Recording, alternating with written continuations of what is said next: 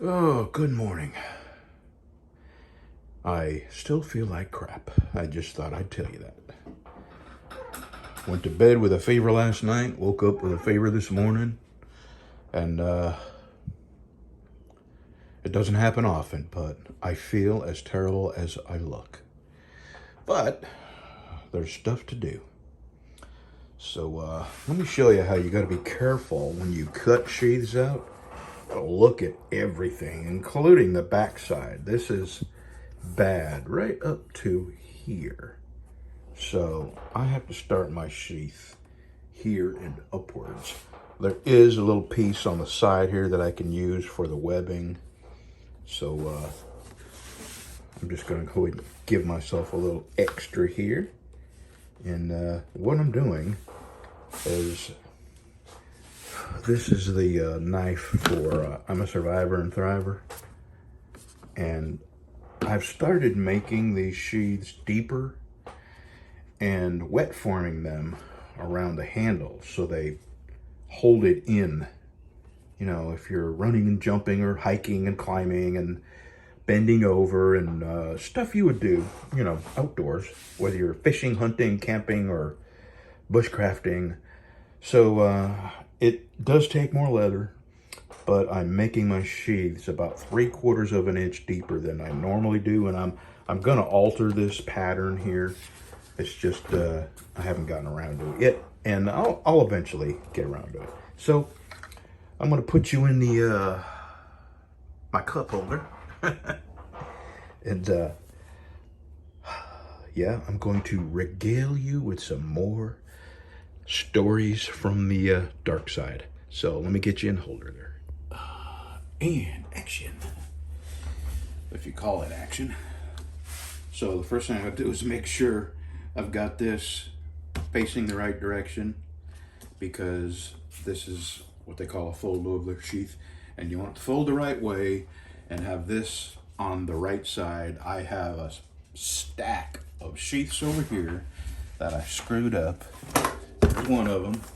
This is accidentally a left side sheath, but and I got a couple more over there. It's just one of them things that doesn't seem to stick in my head. So here's what I do. And then I move it up about 3/4 of an inch.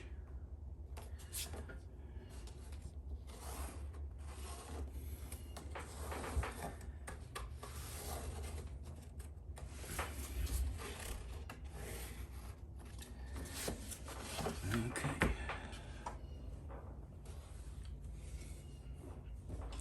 And then I think I can get, yeah, I can.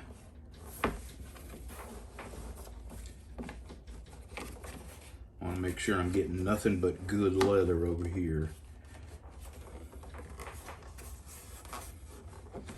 Yep. So, since I made that 3/4 of an inch longer, this will have to be also.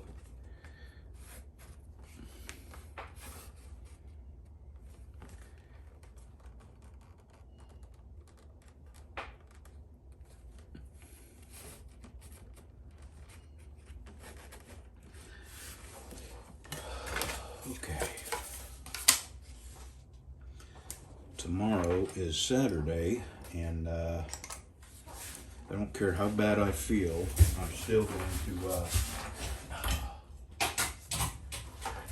there's a Patriot Guard mission down in Tatum, Texas, and I'm gonna make sure I'm there. So let me start with a fresh bit of blade here.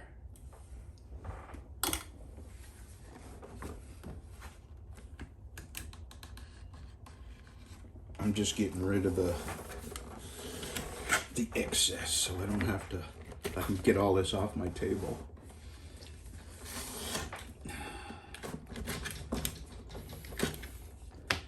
I shouldn't do this on this, but I've already started. Alrighty.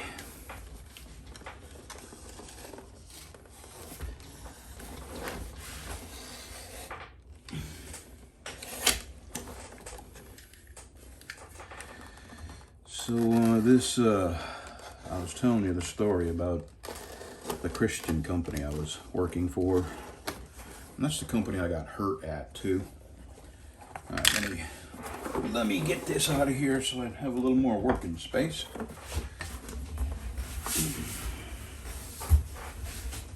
Why don't you come lay down, sweetie? Come on, lay down right here.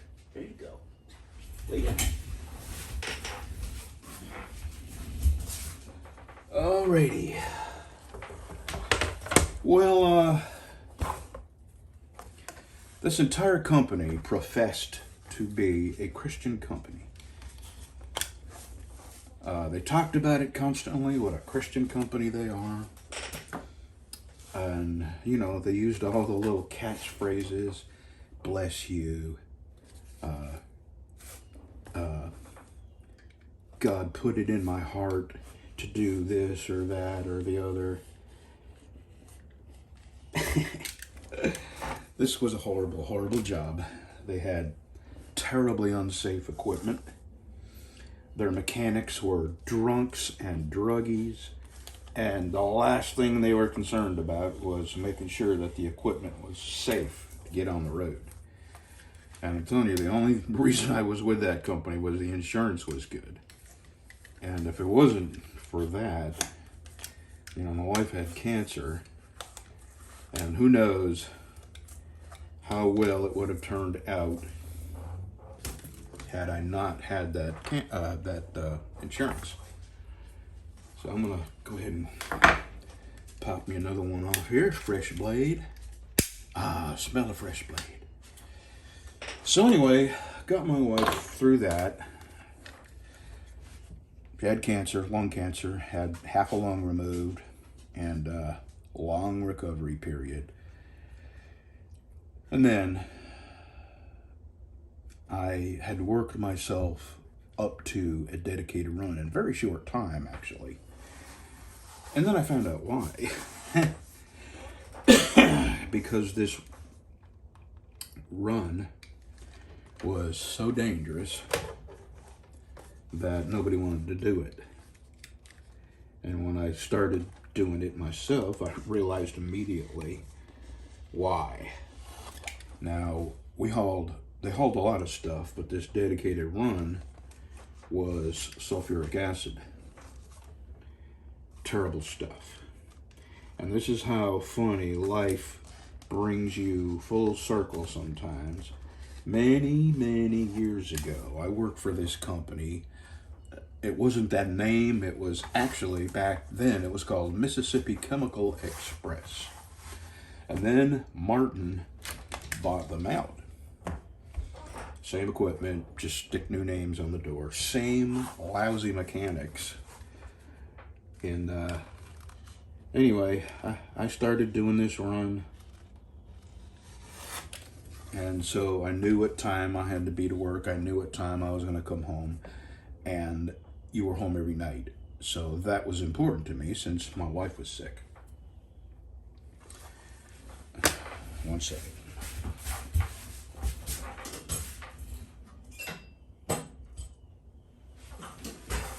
Okay.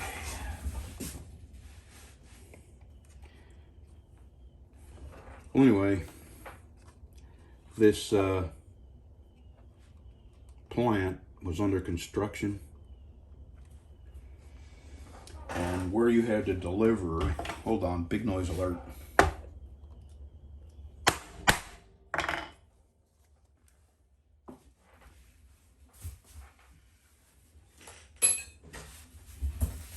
Where you had to deliver was not a safe area. The area you would normally deliver this sulfuric acid had fire extinguishers and a shower. Maybe if you've ever been in a plant, maybe you've seen these showers. They're safety showers where if you get something on you, or if the plant catches on fire, your clothes catch on fire, you can jump in that shower. Most plants have them. And this plant did too. But because of this construction, you had no access to that shower. And I thought that was, you know, very, very very unsafe and dangerous. But I needed the job, I needed the insurance. So it had gotten so bad that I decided that, my wife, she was now well, still recuperating somewhat, but I could tell these people that I wanted off this run more than anything. And I told the boss that, the Christian boss. I said, this is a catastrophe waiting to happen over here. And I want nothing to do with this anymore. This is just a matter of time before somebody is going to get killed, or lots of people are going to get killed. You had signs saying no open flames or sparks of any kind, and you'd have somebody with an angle grinder right below the sign. I mean, ridiculous. And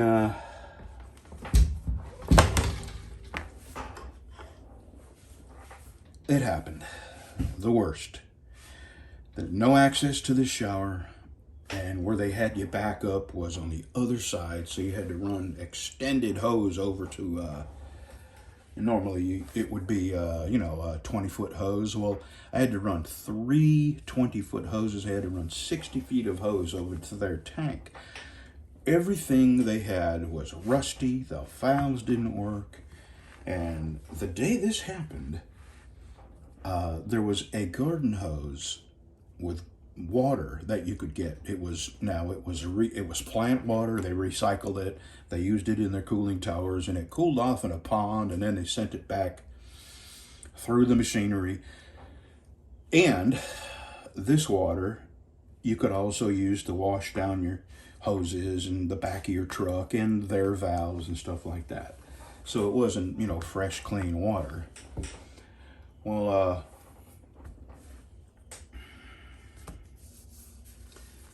I still think about this, and when I think about this, I think about the freaking unbelievable level of pain. Well, anyway, I told my boss I want off this run. I'll have to quit. If I have to quit, I'll have to quit. But this plant is a catastrophe in the making, and it's just a matter of time. So they gave me a guy to train, which, I felt terrible training him to take this dangerous, horrible position over. He was happy to have it, though. So I was training him, and because now there were times you were in such a hurry, at times you did forego a piece or two of safety equipment. That day I did not. I was teaching him how to do it by the book. So I had my hard hat on. I had headphones that fold down off the hard hat, cover your ears because the plant was so loud. I had goggles and a face shield that folded down in front of me, and a rubber suit, rubber boots, rubber gloves. There were also some plants that required you to wear a respirator, and I wish that was one of those plants, but it wasn't. So we empty. I show them how to do all this, what valves to open and what valves to close. That day, that particular tank I had just been inspected by Martin. Martin was the name of the company. I don't know if I mentioned that. Is it Martin Gas? Martin? Anyway, I can't even remember the whole name, because there's a Martin Transport out there, which is not the same Martin. They haul reefers. So, all of a sudden, I'm empty. My hose is flopping around. That's how you tell you're empty, when all the air from your tank evacuates through the hose because it's no longer pushing acid through the hose. So, I had to let it hop and jump for a long time because it's 60 feet of hose. Well, I shut the valve on my truck. I have to climb over a fence, a really tall fence, to get to the valve to shut their valve off. And I come back to my truck, and boom, that's when the explosion happened. Their valve didn't shut. I didn't find this out till later, but the valve on my truck didn't shut. And the reason is there was a sample bottle hung up in it's a spring-loaded valve. It's a hydraulic thing that raises and lowers the plate that closes off the valve. Well, a sample bottle, you can't see because it's inside the tank. A sample bottle, somebody dropped a sample bottle in there and it got hung up underneath the plate that's supposed to close off the tank. And it didn't close. And it had just been inspected, and by inspecting, I mean they get inside the tank. They didn't see that. So these, I know they didn't get inside the tank, or else they would have seen the sample bottle. So I had their valve that didn't close, my valve that didn't close, so I got hundreds of PSI of pressure, forcing all that acid back, and with it nowhere it could go. So there was an explosion, and there was so much air evacuating at one time that it blew my face shield off my helmet, it blew my goggles off my head, blew my hard hat off, and covered my face with sulfuric acid, 99% strongest acid on the planet.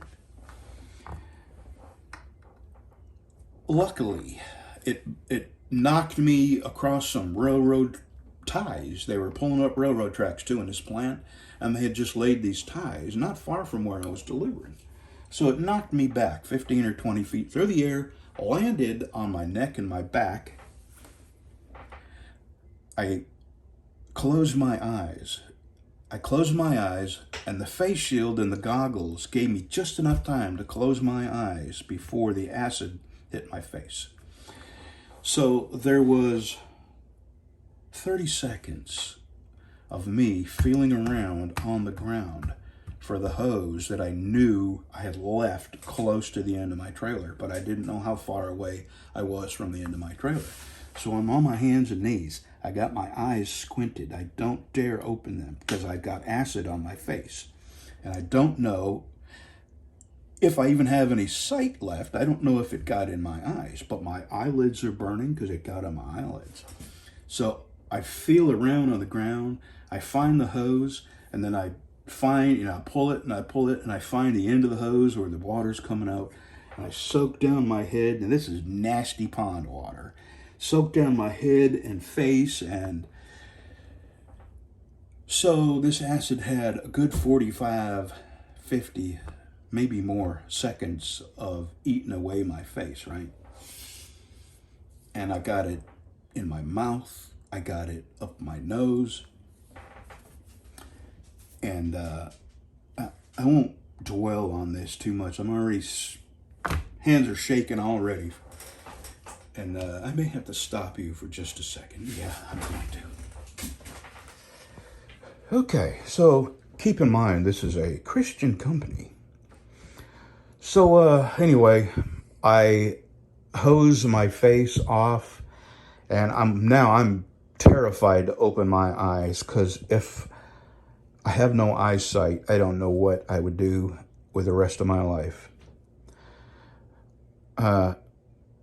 And I'm having a very hard time breathing because it got in my throat, it got in my lungs, and it was all I could do to suck air in.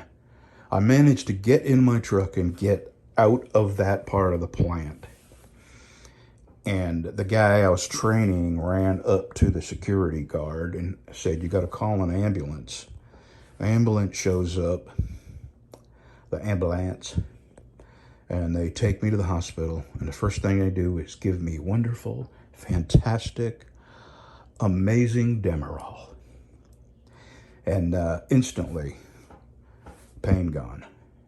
And, they threw away my clothes. They had me take my rubber suit and everything off because they didn't want to get acid, in their ambulance. And, I understood completely, because they didn't want to, they didn't have anything that would protect them from acid. So now I am at the hospital, in a shower, washing and washing and washing, and it still hurts. And eventually, it wasn't right away. They get me into a room and they shoot me up with some Demerol. Okay. So, go forward a week or two, and, I'm covered in scabs. My face is covered in scabs. And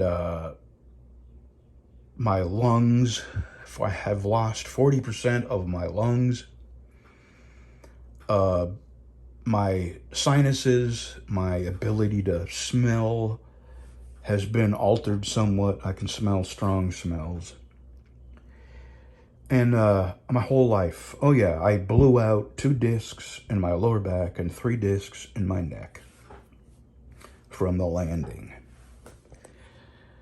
So I have a wife that's now, still recovering from her, cancer and lungectomy. And now I'm recovering from my thing. And right away, these people go to covering their ass. This Christian company, right away.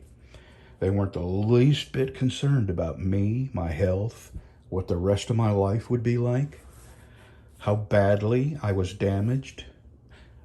Right away, they go to covering their ass.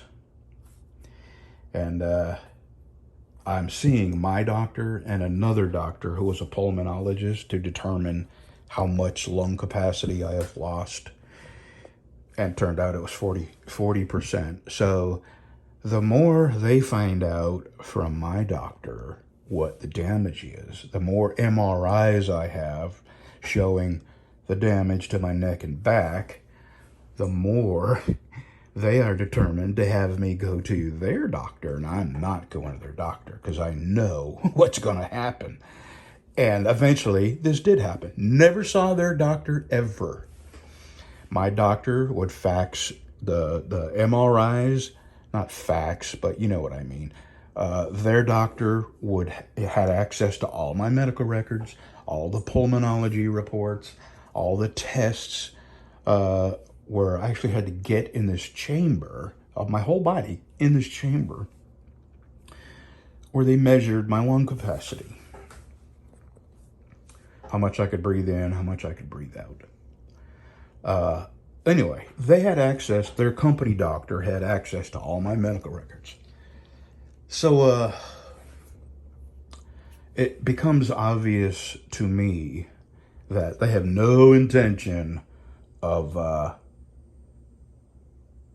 doing the right thing for me. So I got a lawyer. I got 2 lawyers, actually.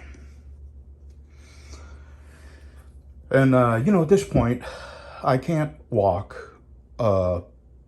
My face has scabs all over it.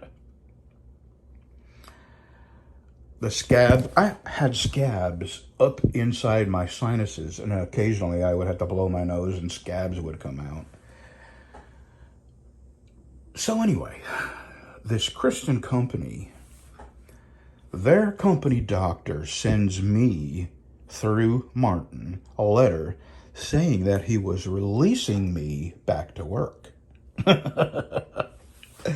if I don't come back to work, they'll have to fire me. That was pretty much the exact wording.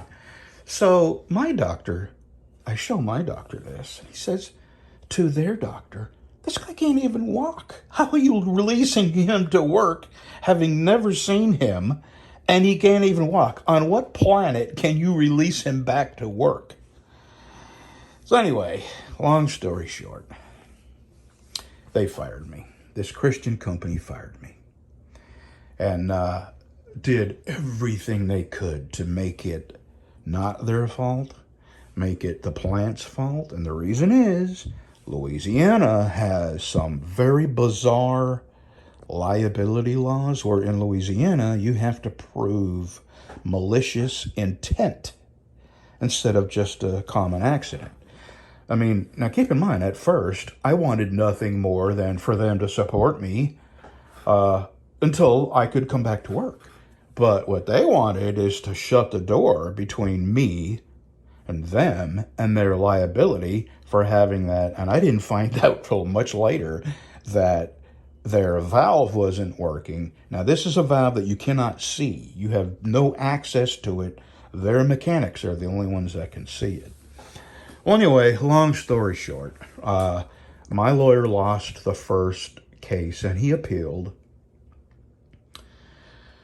And it went to federal court way down in New Orleans, Louisiana. It might have been Baton Rouge, wherever the Louisiana Supreme Court is. And it was a female judge. And she threw the case out with all my injuries, all my MRIs. No doubt that for the rest of my life, I had numerous doctors saying that my life would never be normal again. And I would suffer with all these broken shit I got and lungs that aren't working right till my dying days. And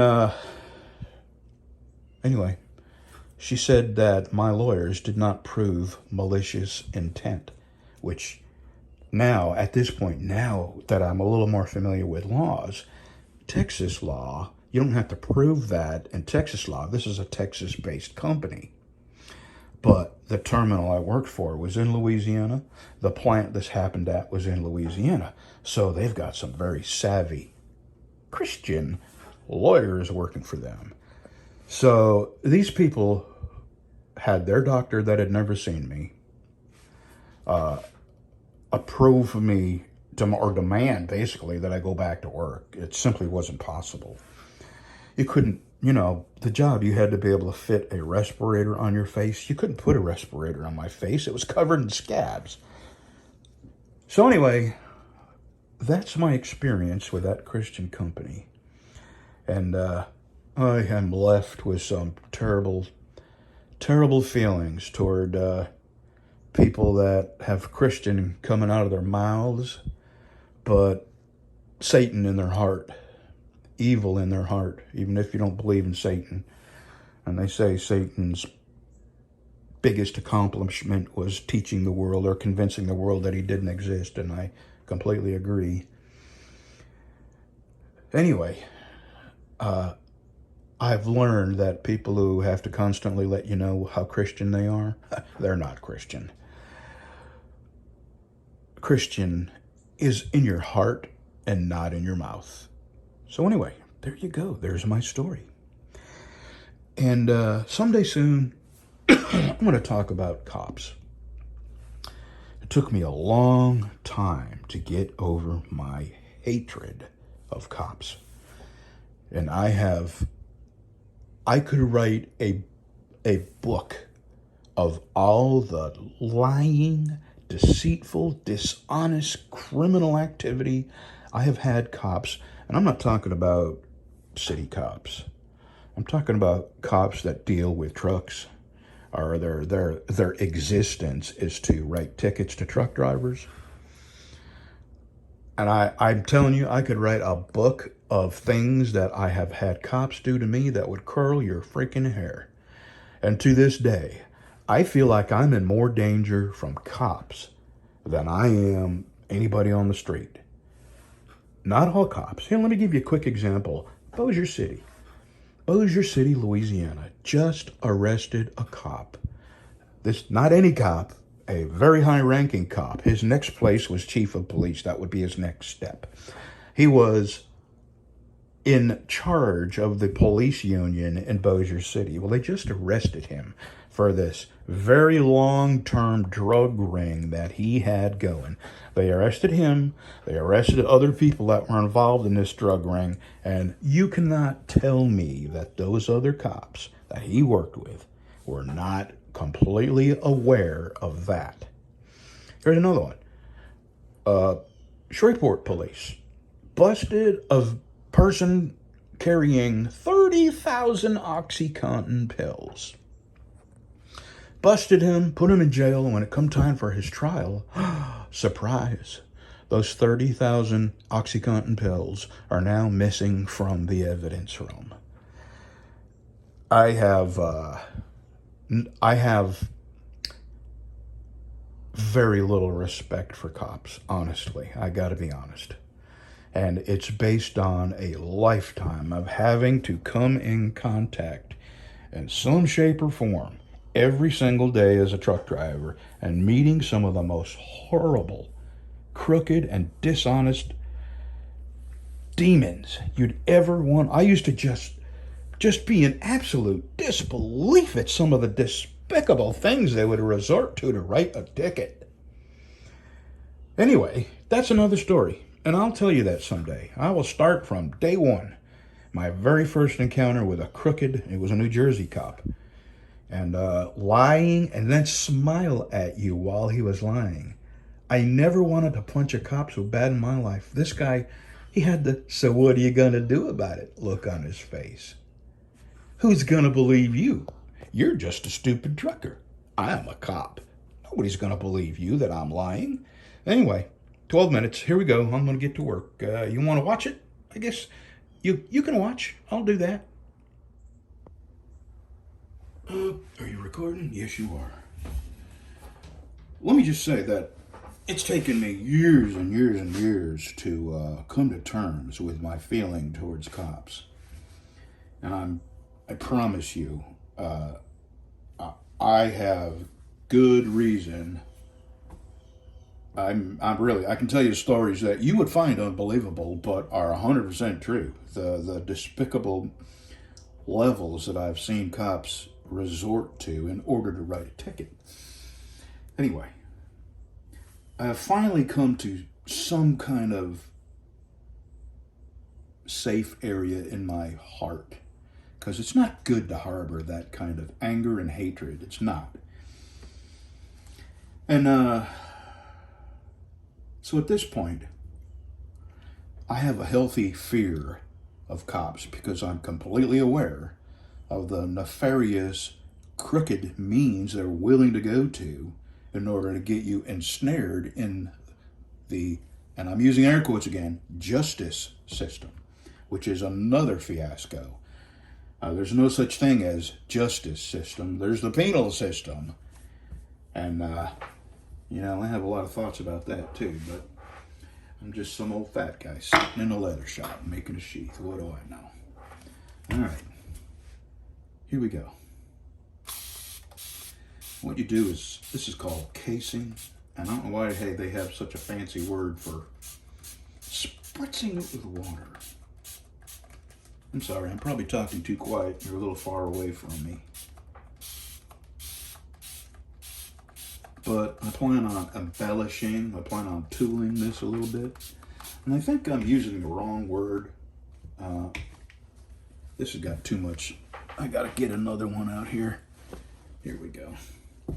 Because the stain leaks off of that onto the leather, so I gotta quit using that. If it's wet. What was I saying? Anyway, I was telling you I'm casing this, and basically you just wetting this down. So it will relax and it will take a stamp.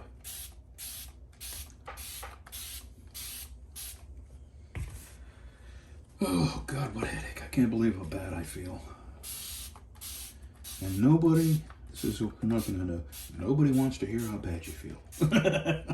That's the truth.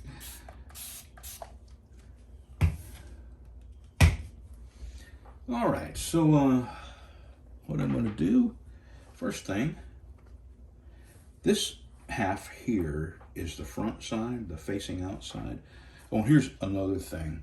I'm a survivor and thriver, I told her that I would put her initial here, her initial of her first name, but I can't do that, and the reason is I have to wet mold these now, and the letter of her first name would go right here, and that's the area that the knife will fit, and I have to really do some heavy molding, and it will totally distort the letter. So on sheaths that I wet mold, I won't be able to put anything like from here on up. All right, here we go. This is a groover, a stitching groover, and move it in just a skosh. Just a little more. All right, here we go. So I'm going to start about the middle of the sheath. a little further in. And then drag this here. And I kind of like to, I think it gives it a good look when you extend it this way. This will be under the flap, and then I go a second one.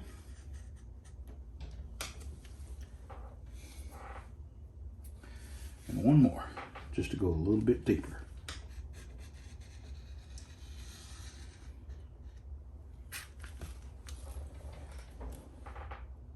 I just bought a new blade for this. That little tiny thing was $6. Okay, so now I'm going to do a little bit of tooling on this. So let's pick a stamp. Oh, I was telling you that I probably shouldn't call it tooling, because tooling is, that's not what I'm doing. I'm stamping. Tooling takes far more expertise, and that is a whole level of leather work that I'll never get to, because honestly I have no desire to go to that length. There are some nice designs that I would like to try someday, but you know, all in good time. Okay, let us see. This is for a lady, so I don't have to be concerned about making it too girly. My wife said I tend to do the same thing, and that's the truth, but I like doing the same thing. I really like, so I'm going to do what I do all the time. Here we go. This is what I'm using. Can you see them?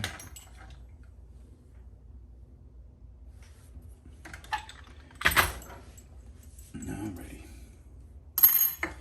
So I'm going to start here.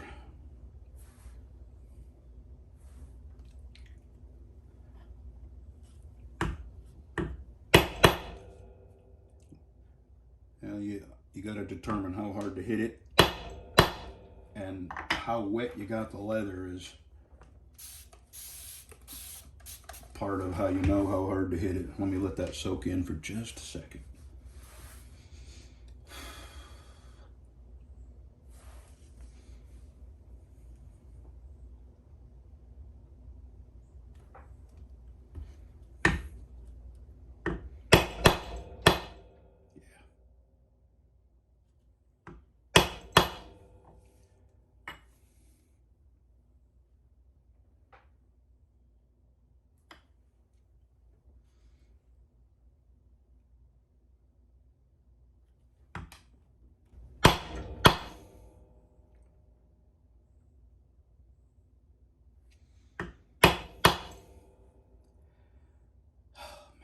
Feels so bad. I can't believe it.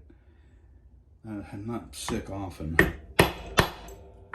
And come hell or high water, I don't care how bad I feel, I'm going on a PGR funeral.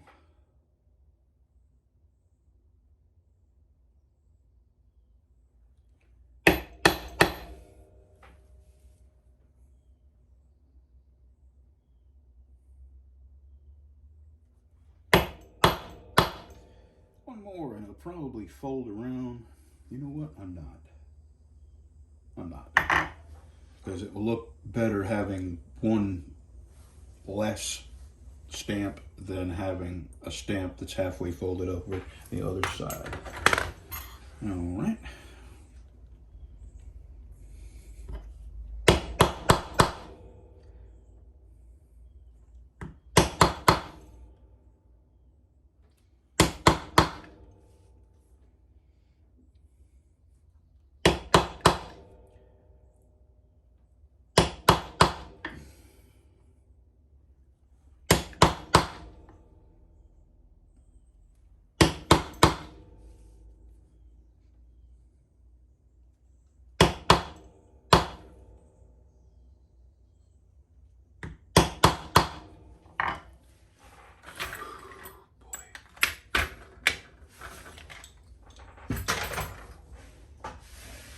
All right, so now we stain, and I know what I'm going to do.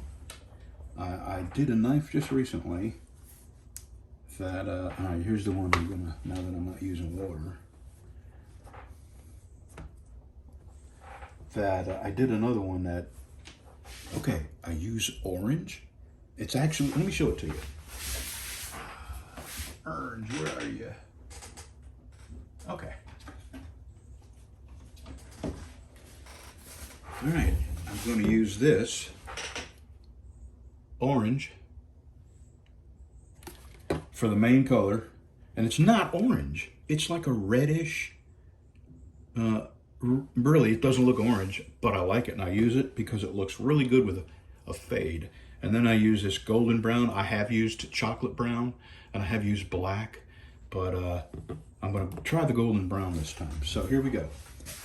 And actually the fade is like a long ways off, and I may not actually get to all that today. I may get this glued and then go home because I really am feeling like shit, man.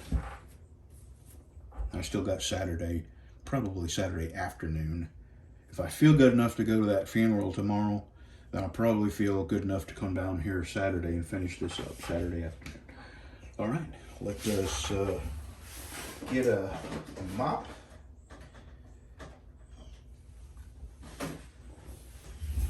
Yeah, I wish I didn't feel like this about cops, but I have at least gotten past the hatred, and that's kind of a weird word, but if I ever do tell you all the stories, you will completely understand where I'm coming from. All right, let me do this. I'm gonna do the other side first. I do have another jar of this.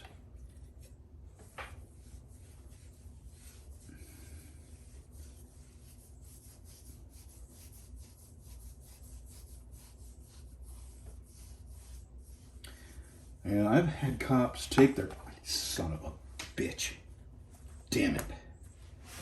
Damn. All right, here we go. I gotta stain this real quick now. Sorry I used a bad word. Otherwise it will dye a different way, darker and lighter. All right. Well, that was a mess. I had a cop bump my chest constantly, trying to get me to react. Hey, he pulled me over. I was in my truck. I was pulling a flatbed. I was a young guy. He pulls me over and he accuses me. This was on Highway 59 north of Houston. It was a state cop. And he accuses me of going some ridiculous speed that my truck simply wasn't even capable of going.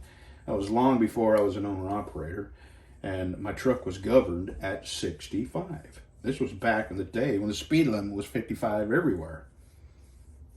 So this cop pulls me over.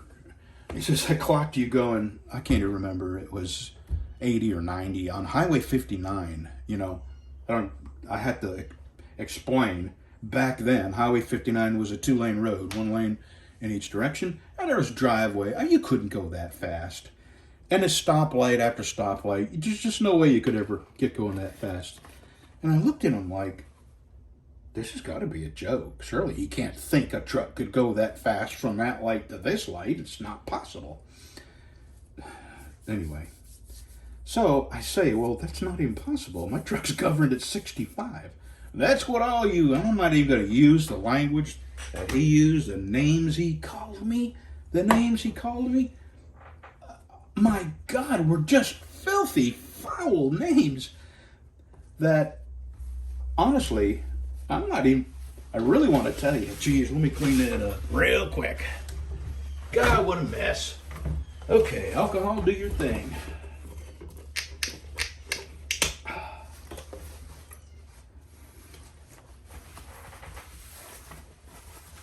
He called me a lying, if you ever wanted to get a man who was not gay to punch you in the face, this is the name you would call him. So I will leave it at that. So I didn't bite. I didn't, he sure wanted a reaction out of me that I knew by this time I had met enough cops to know their game is all about ego. All about, and if you don't appear, if you don't feed their ego, if you're not scared uh, it really offends them that you have the audacity to talk to them as though you're their equal. And that's what I was doing. So he resorted to calling me filthy, filthy names. This is a Texas state cop. And that didn't work. So then he resorts to taking his chest and bumping me and poking me on the chest. This far from my face, spitting on me, all these names he's calling me.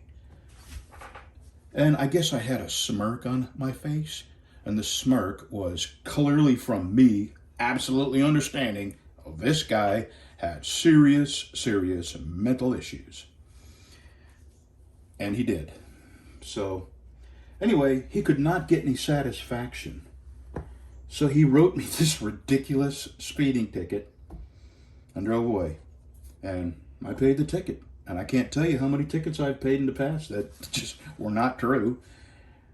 That's just one. Like I said, I could write an entire book of the mental cases I have encountered with a badge and a gun and the ability to absolutely destroy your life. And some lives they have. And the prisons are full of people who are there simply because a lying prosecutor or a lying cop or a cop that planted something in your... You know, there's videos constantly of cops that are actually planting stuff in people's car so they can make an arrest.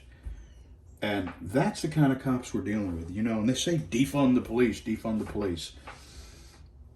I'm not for defunding the police. Without police, you would have absolute chaos. But what you have right now is chaos that's sort of kept at bay from the average person, and the police departments that are absolute chaos. And I believe that the police union is a large portion of this. I think the unions, police unions, are the worst things that ever happened to citizens and good cops. So there we go. Will I ever shut up? No. All right, let me get this folded in half, and then I'll tell you what I probably am gonna... This takes about 30 minutes for the glue to take a good hard set, and I can punch my holes for sewing. And I will know, probably, I don't even want a cup of coffee. I feel too bad to drink anything hot. So I'll know here in a little bit if I'm going to do any more today. God, that's going to look so nice. I love that color. And I like the way that when you fold this, it gets a little lighter here and then a little darker on the way in. And this will lighten up some. This is wet. So here I go. Got to move that. Get me... And you know, my son is a cop, and I hate feeling like this. And I really, really, really want to believe that my son is a good and honorable cop. I really want to believe that. But here's the thing about cops. You don't know what kind of person they are until you're way out in the middle of nowhere and you have one pull you over. And then you'll know what kind of cop they are, how they treat you, how honest they are, how willing they are to observe your rights as, number one, a human, and number two, an American citizen with a constitution that protects him from idiots, from egomaniacs. Get out of here, bug. All right.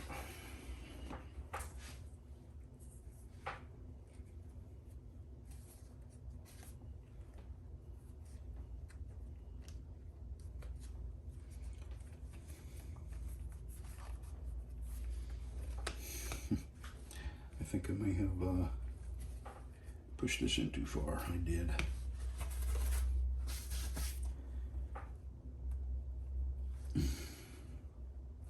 Damn, this little pain in the butt bug.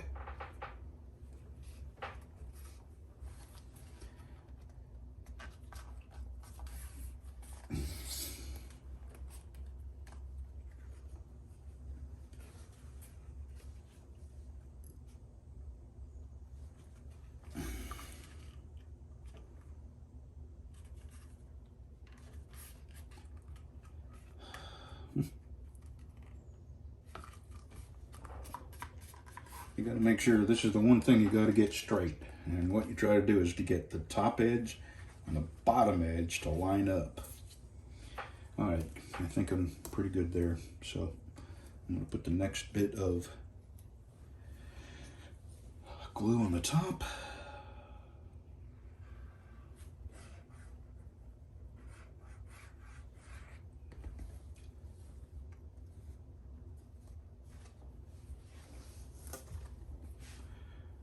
My son was a state cop.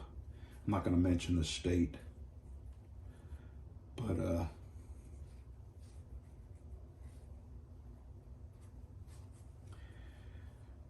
he became a sheriff's deputy when he wouldn't take the thing in his arm. You know what I'm saying?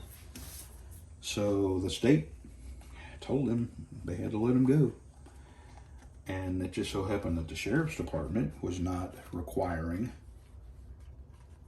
the shot. So he went there.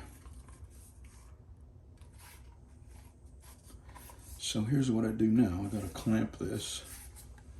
And so I don't make a big mess out of, you know, I don't leave clamp stamps in here.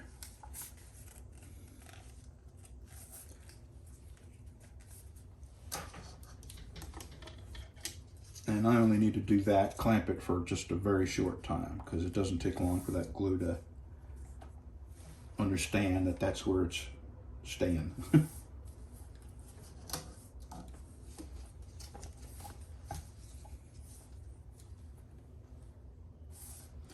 Yeah, I wish I lived in a world, in my world, where I could leave my house thinking that I was in no danger from cops, and it simply isn't true. Every step you take, every mile you drive outside of your own driveway, you are exposed to the worst of the worst human, and humans who have far more power to destroy your life than they deserve, or can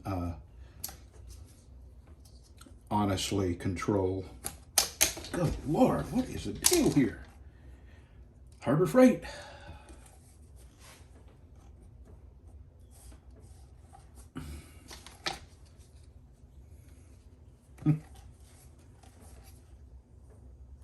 Oh, for the love of God.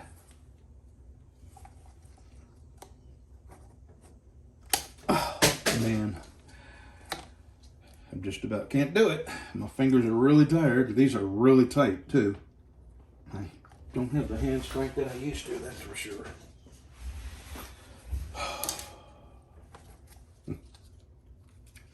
There's no need for these to be this, as small as they are, you wouldn't think they'd be that tight.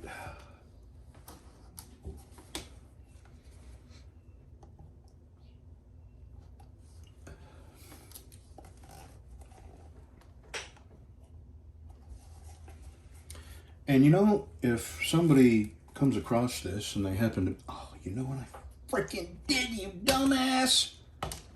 Oh man, I'm definitely not right. I cannot believe it. I gotta sew this here before I do anything. I have to sew this. So wow, there's no way to do this without taking it apart. Oh God, I can't believe it. What am I gonna do here? Boy. Yeah, it's almost all ready. I don't know if I can save it or not. I will see.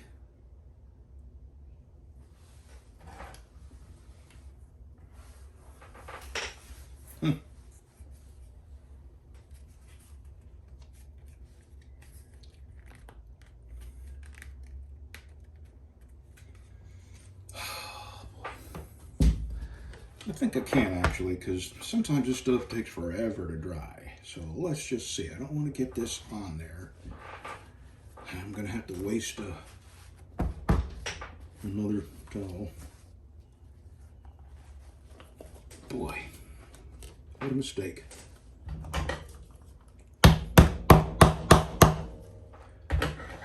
And I have a pile of mistakes over here, so if this is not doable, I'm not going to do it.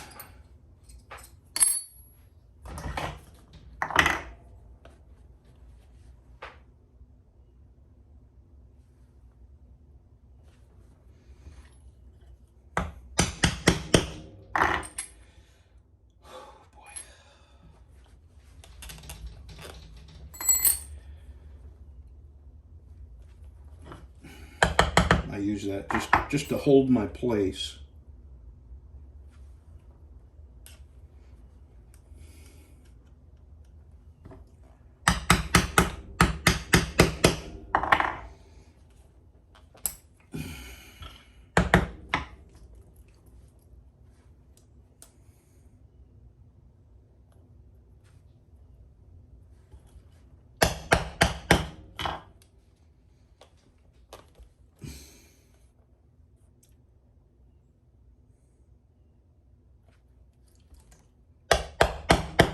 I think I was saying, if you're a good cop, well then clearly this doesn't apply to you. But me, I just don't see how you can call yourself a good cop if you're surrounded by bad cops and you do nothing about it. And to me, if you're a member of a union, there's no way you can be a good cop, because back the blue, you guys support each other no matter how heinous and horrific your brothers, no matter how bad the crime is, you support each other. And that's scary in itself.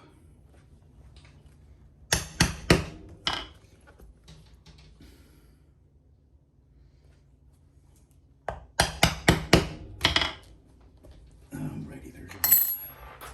Where's my needle?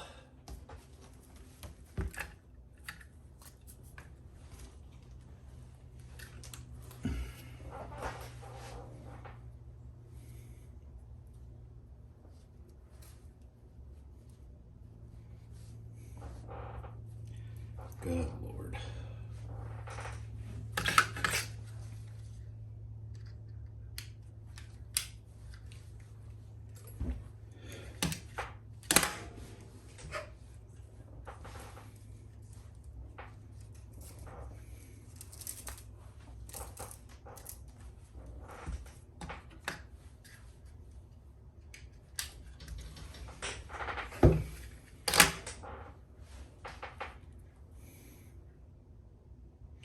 Yeah, and the cop they just arrested in Bossier City for having a drug ring was the head dude of the union, the cops union. And they have fired police chiefs over there over and over and over. And they just hired a police chief. He was there a month and they fired him. So I'm telling you, the mayor is trying to make a difference. And the cops are fighting him every step of the way because they do not want to make a difference. They want things to be just like they've always been, crooked. And Bossier City has always had a reputation for being crooked.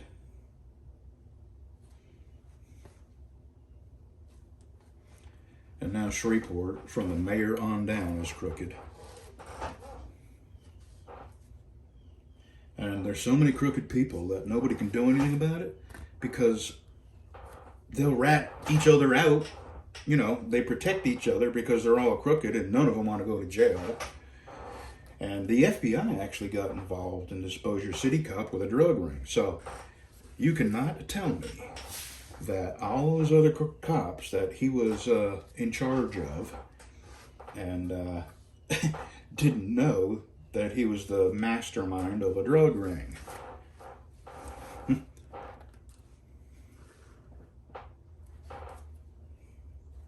So this is what I'm saying. If you're calling yourself a good cop and you're surrounded by bad cops, there's just no way on earth that you're not aware of what the bad cops are doing. So you can't call yourself a good cop if you don't do something about it. Now, granted, you may get fired, but do you want to be a good cop that doesn't get fired and put up with bad cops all around you? Or do you want to be a good cop that tried to do something about it and lose his job? I know what my choice would be.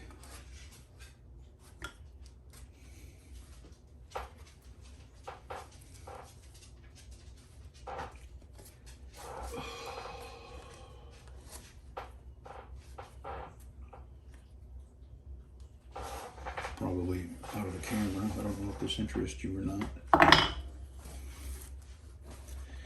And you know, there might be somebody that comes along and says, well, I sound like I'm the one with a mental problem. And you know, I guess if you got a mental problem, you don't know. So who knows, that could be.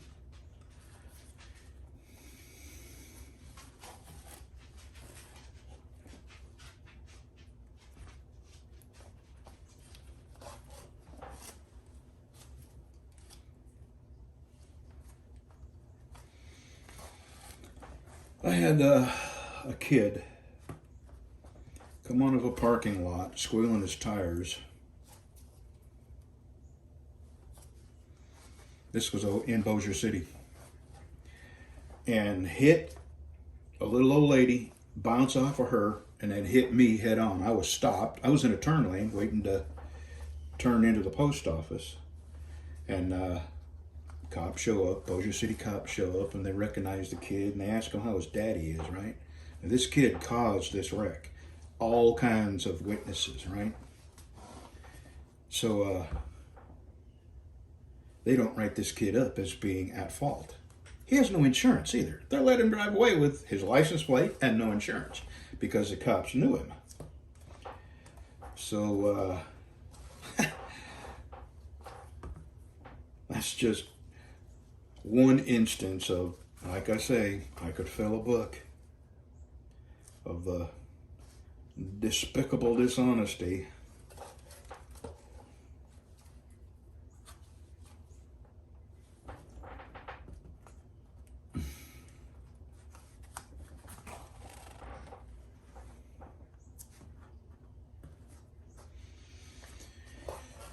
And about 2 years after that wreck, I have somebody call me, and they want to serve me with a summons to appear in court.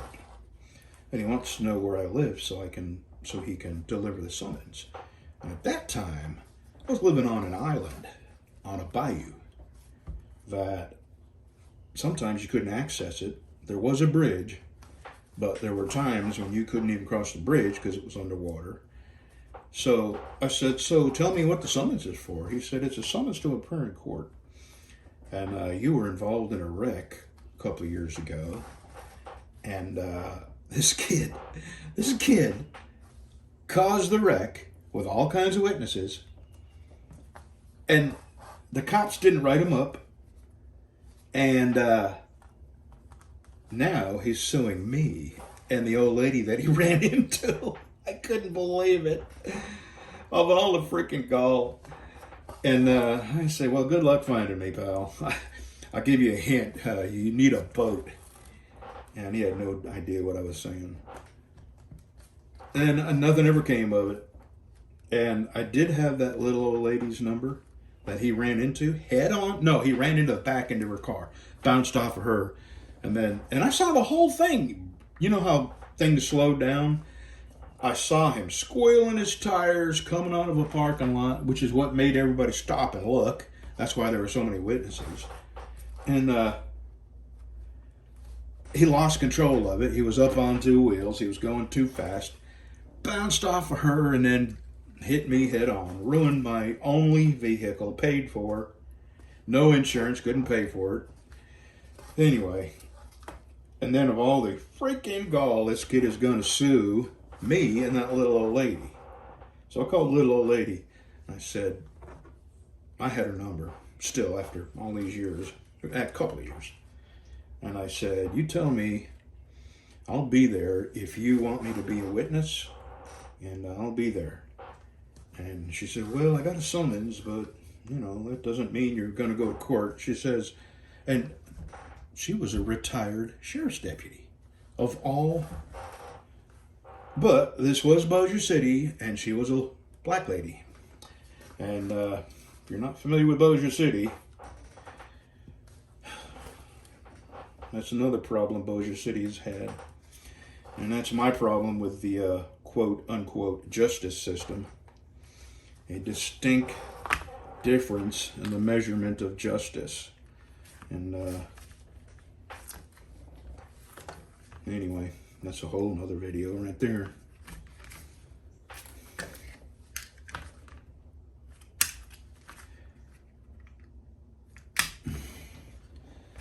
Alrighty. God, my head is killing me.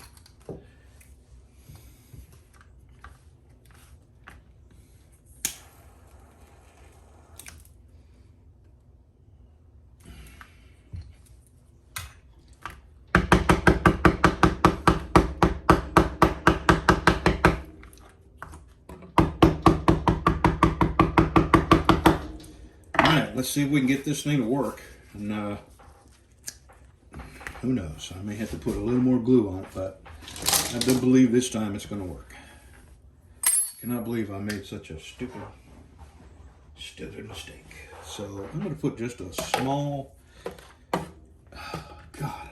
coating of glue on this.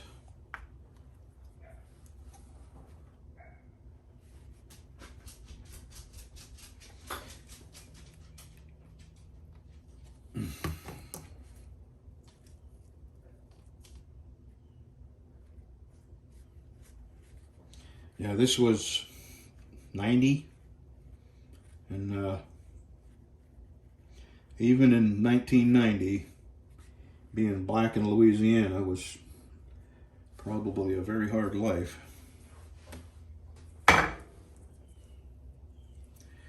As far as getting any kind of justice in a situation like that, where you're clearly not at fault, but you have good insurance. See what I'm saying? She had good insurance, and I had insurance, but I had the minimum coverage, so there's no way I was any interest to him.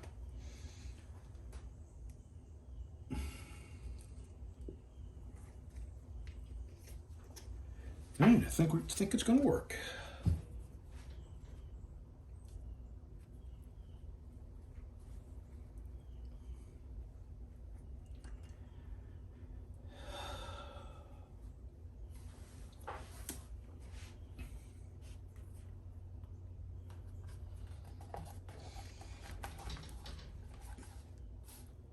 Yeah, that's going to work just fine. All right.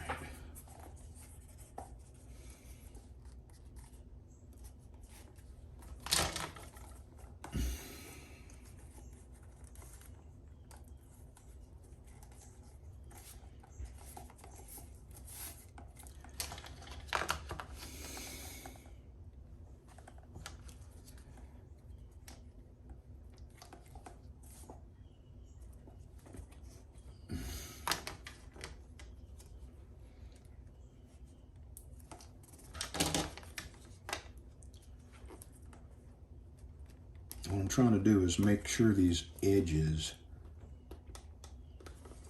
are aligned. I mean, I can do a little trimming, but I don't want to have to trim too much off. All right. Finally, it's going to work.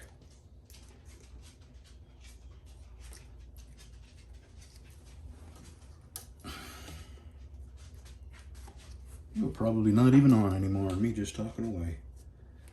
All right, 20, 30 minutes, we'll be back.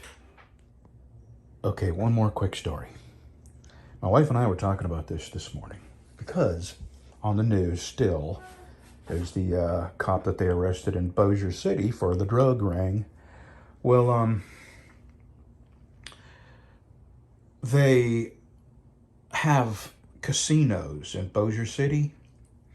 And God, it's probably been 20 years or so. And when they, casinos, they pump people with free booze. And that's why them girls constantly come around offering you free liquor, free liquor, free liquor.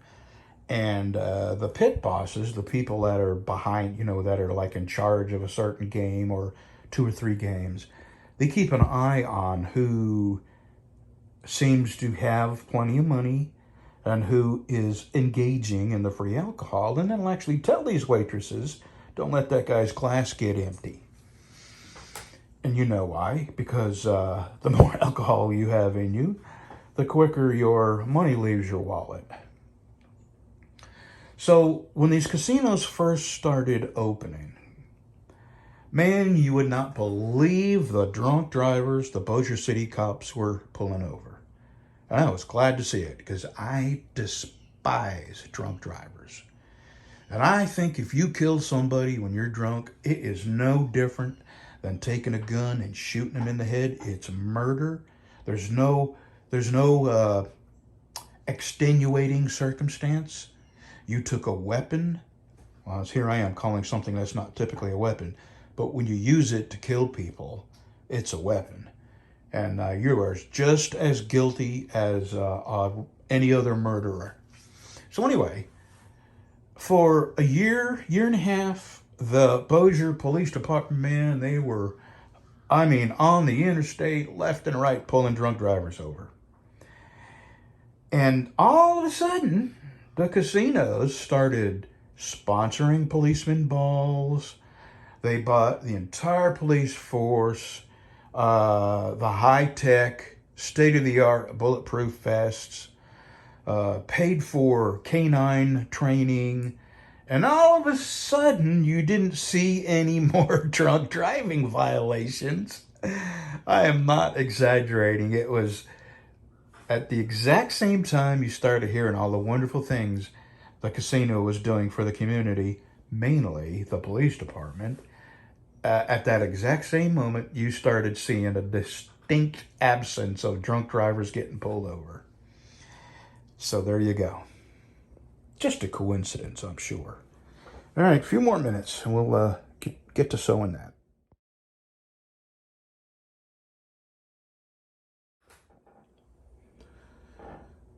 All right, I'm not sewed. I don't have my fade. And I'm going to call it a day. I feel pretty bad. But I am going to do one last thing, which is a little bit messy.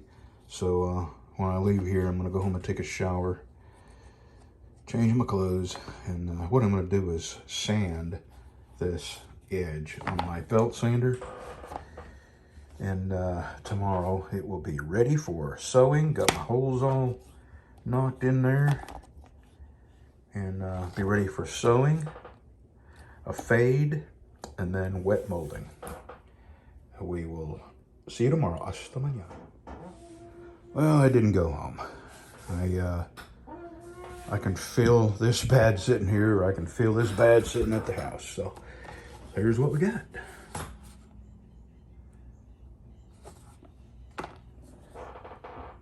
Now, I gotta soak this in water and put this in there. I got it wrapped in plastic and wet mold it. So let me go to the kitchen and get some water on that. All right, I am gonna let that sit in there a few minutes and then take it out, make absolutely sure the knife doesn't have any water on it, and then bring this home and let it dry. All right, it's molded.